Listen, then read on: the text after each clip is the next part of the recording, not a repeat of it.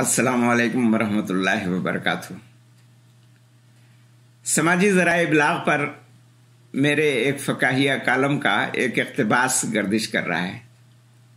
کچھ احباب تو اسے میرے نام کے ساتھ پیش فرما رہے ہیں اور بہت سے احباب ایسے ہیں جو لکھنے والے کا نام دیے بغیر محض اپنے نام سے آگے بڑھا رہے ہیں۔ تو آج میں نے سوچا کہ یہ اقتباس میں بزبان خود آپ کی خدمت میں پیش کر دوں تاکہ سند رہے اور بوقت ضرورت کام آوے۔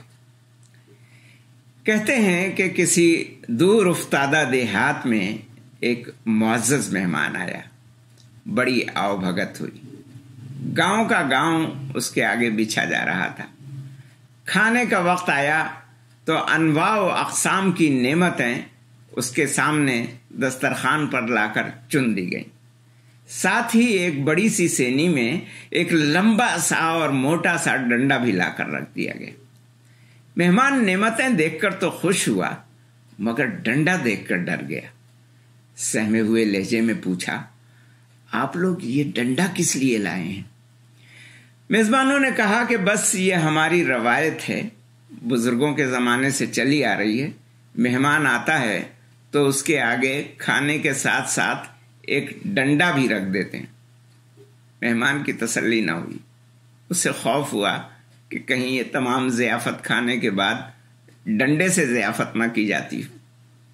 اس نے پھر تفتیش کی، پھر بھی کوئی مقصد تو ہوگا، کچھ تو استعمال ہوگا، آخر صرف مہمان کے آگے ڈنڈا کیوں رکھا جاتا ہے؟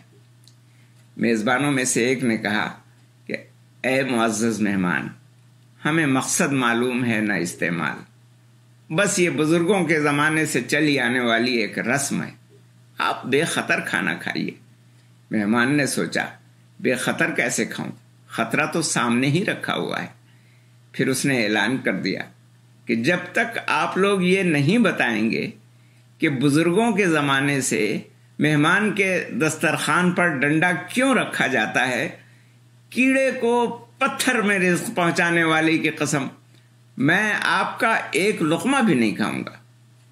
اب تو پورے گاؤں میں کھلبلی مچ گئی کہ مہمان نے کھانا کھانے سے انکار کر دیا ہے۔ گاؤں کے ایک بزرگ بلائے گئے، انہوں نے سارا ماجرا سنا اور دسترخوان پر رکھا ہوا ڈنڈا دیکھا تو برس پڑے۔ ارے کم بختو، اتنا بڑا ڈنڈا لا کر رکھ دیا، اسے کم کرو۔ ہمارے بزرگ مہمان کے سامنے اتنا بڑا ڈنڈا نہیں رکھتے تھے۔ ڈنڈا فلفار آری سے کاٹ کر 2-3 فٹ کم کر دیا گیا، مگر مہمان پھر بھی مطمئن نہ ہوا، اسے اپنے سوال کا جواب درکار تھا۔ اب ایک زیادہ بزرگ بلائے گئے، انہوں نے بھی سارا ماجرا سنا، انہوں نے بھی ڈنڈا ناپ کر دیکھا اور انہوں نے بھی اعتراض کیا کہ ڈنڈا اب بھی بڑا ہے۔ ہمارے بزرگ تو مہمانوں کے آگے ایک چھوٹی پتلی سی ڈنڈی رکھا کرتے تھے۔ مذکورہ بزرگ کے کہنے پر باقی ماندہ ڈنڈا کاٹ کر چھیل کر ایک چھوٹی سی ڈنڈی بنا دیا گیا۔ گو کہ اب ڈنڈے کا سائز اور جسامت خطرے سے باہر ہو گئی تھی، مگر مہمان کا تجسس برقرار رہا۔ اب تک آنے والے بزرگوں نے صرف سائز اور خطرات ہی کم کیے تھے، اس کا استعمال اور اس کا مقصد کوئی نہ بتا سکا تھا۔ مہمان اب بھی کھانا زہر مار کرنے پر تیار نہ ہوا۔ اب ڈھونڈ ڈھانڈ کر گاؤں کا ایک ایسا بزرگ ڈنڈا ڈولی کر کے لایا گیا جس کے سر کے بال ہی نہیں، بھویں بھی سفید ہو چکی تھی۔ محتاط سے محتاط اندازے کے مطابق بھی بزرگ کی عمر 99 سال سے کم نہ ہوگی۔ سجھائی بھی کم دیتا تھا۔